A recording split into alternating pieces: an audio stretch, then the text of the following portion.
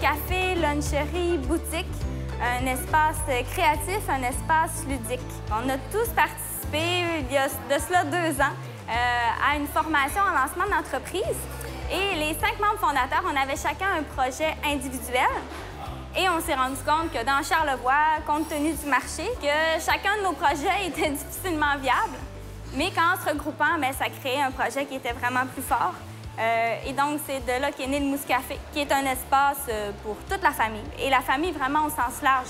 Tant les gens avec des jeunes enfants qu'un couple, des amis. Donc, c'est vraiment un lieu où tout le monde doit se sentir le bienvenu et à l'aise de rester aussi longtemps qu'ils veulent.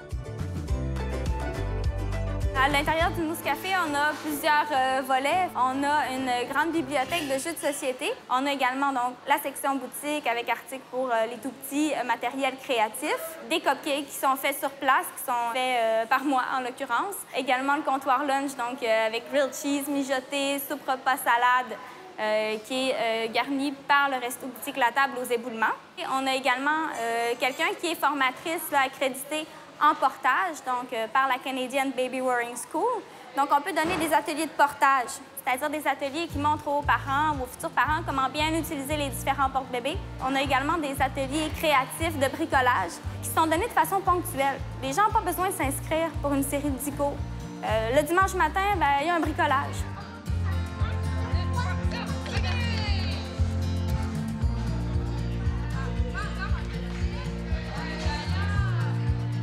Toute notre démarche entrepreneuriale et coopérative s'est faite sur l'idée que les familles, les parents peuvent venir ici, peuvent s'installer, prendre un bon café, lire un livre pendant que leurs enfants jouent. C'est ça le but du Mouscafé à la base. Le Mouscafé, pour nous, ça répond vraiment à un besoin social qui est un lieu d'échange, de créativité, de divertissement qui est accessible à tout le monde. Bien, on s'est rendu compte que c'était vraiment un besoin dans la population. Puis bien, la forme coopérative, là, pour nous, ça allait de soi, là, pour vraiment aller chercher une adhésion sociale encore plus grande.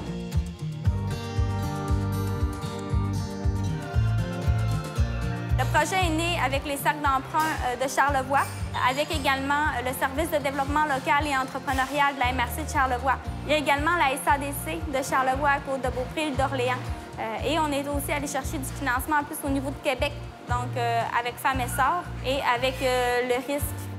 Le SDLA, en fait, notre mission, c'est la branche économique de la MRC de Charlevoix. Et nous, notre mandat, en fait, c'est d'épauler les projets locaux, sociaux et entrepreneuriaux sur notre territoire. Donc, une aide technique, une aide financière, de l'accompagnement aussi auprès des promoteurs. Mon travail d'accompagnement avec le Mouscafé, en fait, c'était vraiment du soutien technique à la base, c'est-à-dire les accompagner dans le processus de plan d'affaires. Financièrement, on les accompagnait aussi à la toute fin. On est allé chercher la dernière bouchée qui restait à avoir pour compléter le financement. Donc, ça ressemble un petit peu à ça, notre aide technique et financière, de par le Fonds de développement des entreprises d'économie sociale. Donc, ils ont eu un 10 000 en subvention, un 5 000 en prêts non remboursables et un autre 30 000 de prêts là, que nous, on est allé chercher dans notre fonds d'investissement, le FIFLS là, qui a été fait.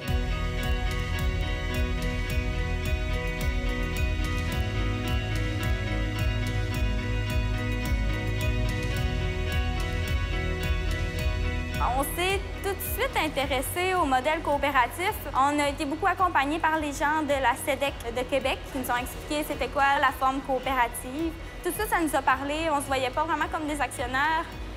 Le but, c'était pas de s'enrichir individuellement, c'était vraiment d'offrir ce lieu qui est magnifique et qui est incroyable à la population de Charlevoix. Puis la forme coopérative, ça permet d'avoir un membre producteur, des membres travailleurs. Ça permet aussi éventuellement de peut-être se verser des ristournes pour les membres producteurs, pour les membres travailleurs, si ça fonctionne bien. D'avoir des membres de soutien individuels, institutionnels, des personnes et des entreprises et organismes de la région qui pourraient contribuer aussi au développement. Nous, vraiment, la forme coopérative, on a vraiment vu ça comme une grande force. C'était vraiment la force du nombre. En même temps, on était conscient que parfois, ça peut être une faiblesse aussi, mais on a vraiment un noyau solide, donc les 5 membres fondateurs. Puis on s'est dit que les avantages étaient beaucoup plus grands que les inconvénients de la coopérative. Pour ce qui est des membres travailleurs, bien, ça va de soi. Les personnes qui travaillent, qui sont embauchées comme employés, peuvent devenir membres auxiliaires.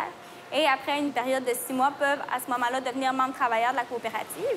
Les membres producteurs, on en a 2 pour l'instant. On a le Resto Boutique La Table, qui est aux éboulements, et on a également Café Charlevoix, parce que tout notre café est torréfié à Baie-Saint-Paul. Pour nous, c'était clair là, que ça nous prenait du café de Baie-Saint-Paul, qui est un des meilleurs cafés au monde, selon nous aussi. Pour ce qui est des membres de soutien, bien, les personnes peuvent devenir membres de soutien. Donc, par exemple, un individu voudrait supporter la coopérative dans sa mission. Il va acheter les parts sociales. C'est 30 $, c'est un coût unique à vie. On a également des membres de soutien institutionnels. Pour l'instant, on en a un, c'est Aidons-les, qui est un organisme d'aide à l'allaitement dans Charlevoix.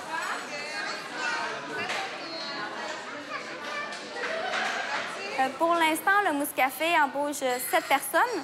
Donc, on est 6 personnes là, à temps plein, donc entre 25 et 35 heures, si on veut, et un temps partiel. Donc, c'est quand même 7 emplois qui sont créés.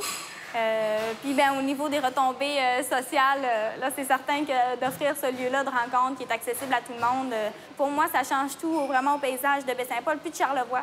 Dans Charlevoix, c'est pas un secret, on a un problème démographique quand même, là. Il y a un problème de rétention des jeunes familles puis d'attractivité aussi des jeunes familles. Puis si on veut attirer des jeunes familles dans Charlevoix, bien, c'est important d'avoir des services et des lieux comme le Mouscafé. La fierté d'accompagner des promoteurs comme ça, pour nous, là, c'est vraiment important, d'autant plus que c'est des jeunes entrepreneurs. Certains même ne viennent pas de la région, c'est des nouveaux résidents de la MRC. Donc, pour nous, oui, c'est une fierté d'accompagner ces projets-là. De voir le Mouscafé ouvert, c'est vraiment exaltant. Moi, j'ai vraiment beaucoup apprécié voir tout ça monter. La première journée d'ouverture, c'était un mardi. Écoutez, on a eu presque 100 personnes. Le dîner était plein. Ça nous a vraiment fait chaud au cœur de voir la réponse des gens. Les commentaires étaient unanimes, que les gens étaient contents d'avoir ce lieu-là. Ils trouvaient ça beau. Les prochaines étapes pour le Mouscafé, bien, c'est de se roder. C'est de se laisser le temps d'ouvrir, de vraiment développer notre calendrier d'activités, de laisser retomber la poussière de toutes ces rénovations et de consolider là, vraiment le Mouscafé. La plus grande fierté, puis le plus grand bonheur, c'est de voir le monde qui rentre pour la première fois, hein, puis qui font comme... Tout le monde est ému, comment c'est beau, c'est lumineux, c'est grand. Puis de voir vraiment là, le regard des gens, ça, vraiment, c'est le plus grand bonheur du monde.